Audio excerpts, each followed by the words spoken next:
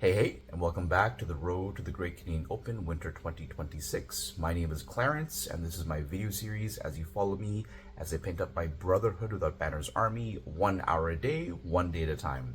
The whole point of this video series is for me to try to help you, to help motivate you to paint up your armies as well. This really came from the fact that I am organizing a tournament this winter, and I really would like more people to bring fully painted armies. So I'm just trying to find a way to positively motivate people. I don't want to force the players to bring painted stuff and force them to paint, because I think it would turn more people away than attract people. But I think we all agree that painted armies on the tabletop would look better. So I thought, what can I do? So on top of offering prizes for best painted, and I think Chris Collin, the main organizer of Canadian Nationals, brings up a good point. If you offer something small to people who bring painted armies, that'd be cool too. So I gotta think about what I can do for that. But I, months ago, decided, let's make a video series. Let's show people how much effort it takes. And, you know, when you count up all the hours I put in, it sounds like a lot, but really it's 1 hour a day for about 3 months, right? And if that's a lot, that could be 1 hour every other day for 6 months. That could be half an hour a day for 6 months. And 6 months sounds like a lot, it's half a year, but even if you put in half a year's worth of work, when you're done, they're done forever, ever, right? And you can use them for years and years forward. And certainly, I've been playing Song for years and years, and I've been enjoying my painted armies for years and years, so I think it's worth putting in 3 months, 6 months of time to have an army done forever, ever. So that's my preachy rant out of the way for the most part. The second part is, as I mentioned, I'm running a tournament this winter. So January 10th and 11th, I'm running the Great Canadian Open, 5 games of Song of Ice and Fire. So if you're from the Greater Toronto area, please come on down and take part. If you're from Kitchener-Waterloo, if you're from London, from further out west, if you're from Kingston, Ottawa, Gatineau, Montreal, Quebec City, if you're from up north, Sudbury, North Bay, etc., please come on down, purchase a ticket. It's in the description box below, and let's make it out for a great weekend of gaming. With that, folks, let's see where we're at and what the next step is. So this is where we're picking up. We've been working on the snakebite leather around the trim of their clothes. So I think like this row's done, and the left row's done, but these guys here are not done. So with an hour's worth of work today, I think our goal is to paint their trim, of course, finish them up, and then we're probably going to try and apply the wildwood to the majority part of the shield. If there's time, maybe we'll go back and do the metal bits as well along the middle and any banding. So 1 hour work starts now. Let's go. 15 minutes later, we're done applying all the snakebite leather to the trim of the last trio of dudes. So now we're going to move on to the wildwood on the shield. So we'll be back soon with some wildwood on the shield. See you soon. 15 minutes later, we're done applying the wildwood to the shields. It was actually a pretty quick process, partly because I could be a little bit sloppy with it.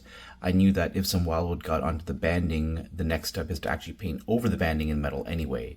So that's where we are now. This might be a little bit trickier because some of the banding is a little bit more precise. So off to the metal we go. See you soon after the metal. Another 15 minutes later, we're done applying the metal to the banding. It actually was not that bad. The shapes are pretty straightforward, pretty straight, so it wasn't that tough to do. With 15 minutes to go, I definitely want to apply a black oil wash, Nuln Oil over the metal bits, which isn't a lot of surface area, so it might be very quick. So I think I'm going to try and push a little bit and get all the swords done too. So when I say swords, just the blade of the sword, and then I'm going to wash it all in Nuln Oil. So we'll come back after both steps are done. So first applying metal over the swords, and then applying the Nuln Oil wash. So we'll see you soon after that. That should be the end of the session. See you soon. A little bit more than 10 minutes later, we are done for the day. So it's very quick to apply the one line streak across the swords and to apply the metal wash as well, because again, the areas were quite small and easy to direct the flow of the Nuln Oil over. So we're making some good progress, folks. Lots of the base coats are down, lots of main colors are down, the annoying bits are down as well.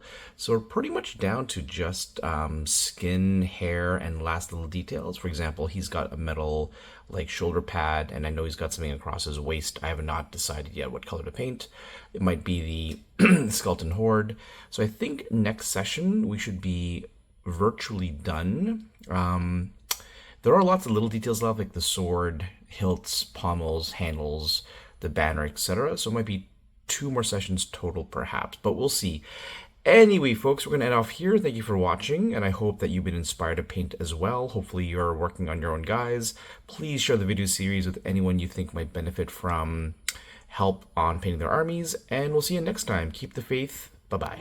And we are back at X Planet Games, playing a Song of Ice and Fire, and we are up against Brian and his Boltons. He's actually going out to get a drink right now, so I thought I'd go over the introduction video. So we're playing against Commander Roose Bolton, but on this side here, we've got Flayedmen with a Fortune Seeker. We've got Dreadfort Archers with Sour Allen, classic combo. We've got here Attachment, Non-Commander Ramsey, and Theon in Blackguard. And then we've got Commander Roose Bolton in the beefy Blackguard. So over here we've got for NCUs, Fat Walda, Jane Poole, and Varys. I have to remember that Fat Walda let them steal first. No, so not Fat Walda. Jane Poole let them steal first turn, because I definitely fell for it last time. And on my side, because he's using Boltons, I thought it'd be thematic to use my list with Lady Stoneheart, because he lets me reroll charges. But looking at his armor, I kind of regret it. I kind of wish I took Beric, but it is what it is. So using our Thoros list, we've got Fortune Seeker in Sword Knights. We've got Brotherhood Archers with Hot Pie. We've got Thoros in the Highgarden Pikemen with Edric Dane. We've got Gendry in Stormcrow Mercs. And we've got the Peasants with Tom Seven Strings. My NCUs, as mentioned, are Caitlin Stark, Lady Ravella, and Varys. We are playing a Game of Thrones. So the cards we got here are 3 in Shift. This is Vicious Attacks. This is Highest Attacks. This is +1 hand size. And this is Throw a Vulnerable Token. For terrain, Brian won the roll and started off with a Corpse Pile over here.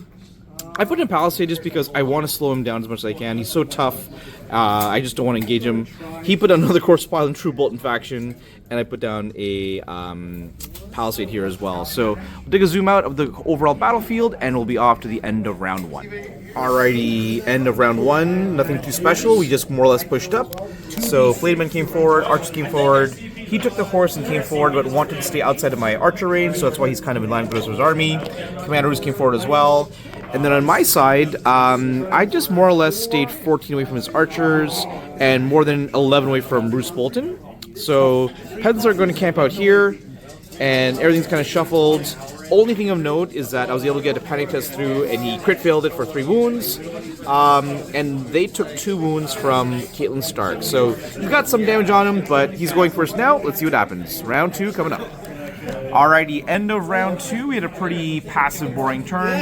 The Flayedmen took this objective, took a win in the process, have lost a full Flayedman. Archer shuffled to the side.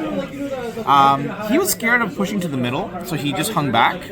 He sidestepped, and he could have gotten on there with a horse, so I took the horse after to stop him scoring a point. So he's going to score 1, and then my peasants were already on the point way back there. They shuffled up.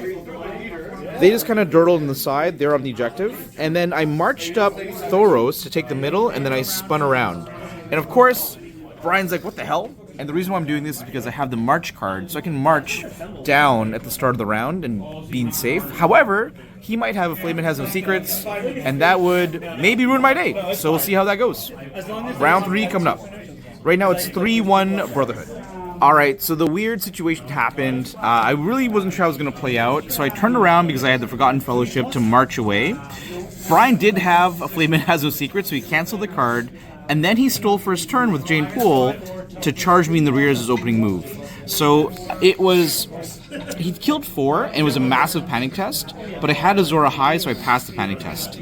I took the horse, retreated, did some healing, and then it became a tougher round for Brian because he was down in NCU and he went first. So what ended up happening is he charged into here.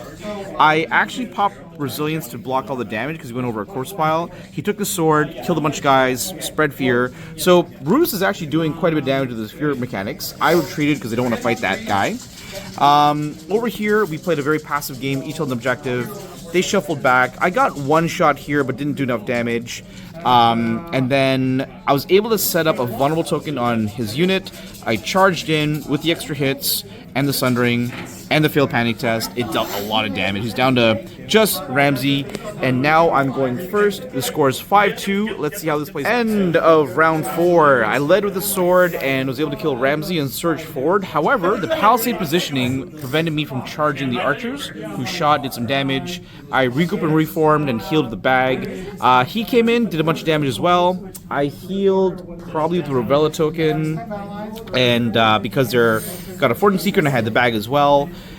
This side here, Roos charged in again to the Stormcore Mercs of Gendry. I made 5 out of 5 4+ saves, take 0 damage, which meant that the spread fear did not trigger, which is huge. These guys came down to the flank and with one volley killed 8 guys because he crit failed the panic test. So unfortunately, it is 9-2 at this point. I don't know if Brian can stop me from getting one more point. We'll see how this goes. Talk to you soon. Alrighty, so we fought it out just to get some kills in. And actually, this unit, despite being crippled, did a crap ton of damage when they got in. So he charged. Even with resilience, I took some wounds, and as long as the wounds went through, the panic test went through, and it's a -4 panic test due to vicious and presence in the corpse pile. So they failed. He then did spread fear onto these guys, who also failed, took some damage, and then because I lost a rank, it was bloody beheadings, which did mass panic all over. So they both failed the panic tests, both took damage. So they just melted. Like I have to go back and check how many wounds I had, but like. Each tray was, I think they were almost full, actually. They were almost full, yeah. They were like halfway, and they just melted down to nothing, which meant that I couldn't charge this unit at all, because they'd have to take a test at -3, probably, +1 damage. I would just explode. So I just cowered I just hung back and cowered away, sitting on the objectives, playing a boring game. But that's what it is. Anything else happen of note? We kind of fought back and forth here. They shot, nothing crazy. It was mainly this panic bomb that did quite an impact, and I'm glad it did that turn 4 and not turn 2. Okay, so we'll leave it at that, folks. Thank you for watching, and we'll see you guys next time. Bye-bye.